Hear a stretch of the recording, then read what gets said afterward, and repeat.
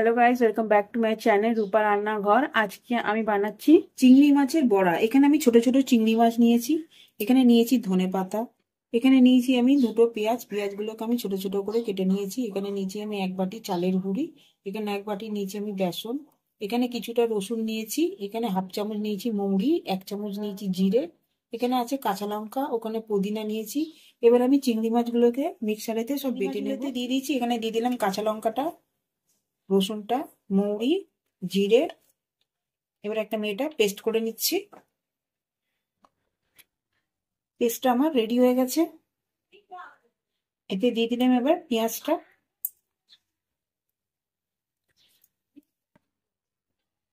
এখানে ধনে পাতা আর পুদিনাটাও দিয়ে দিচ্ছি।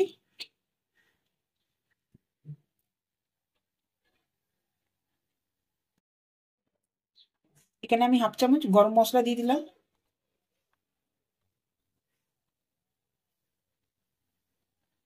এখানে আমি হাফ চামচ নুন দিয়ে দিচ্ছি। এখানে দিয়ে দিলাম আমি হলুদ। এখানে আমি চালের গুঁড়িটাও দিয়ে দিলাম। এখানে আমি বেসনটাও দিয়ে দিচ্ছি।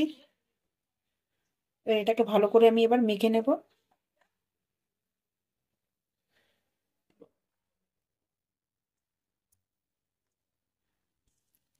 ভালো করে একদম মিক্স করে নেব।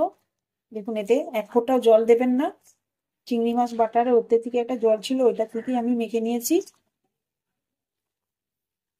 আমি কাঁচা লঙ্কাটা দিইনি, কাঁচা লঙ্কাটা আমি আগেই বেটে নিয়েছি চিংড়ি মাছের সাথে।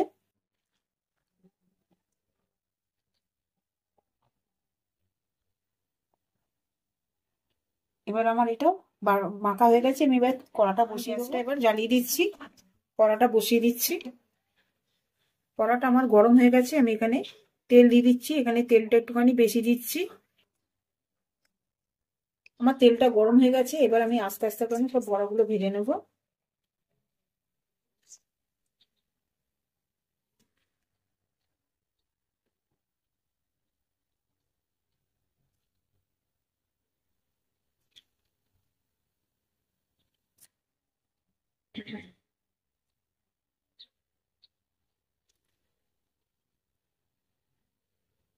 এক পাশ হয়ে গেছে, এবার আর এক পাশটা আমি উল্টে নেব।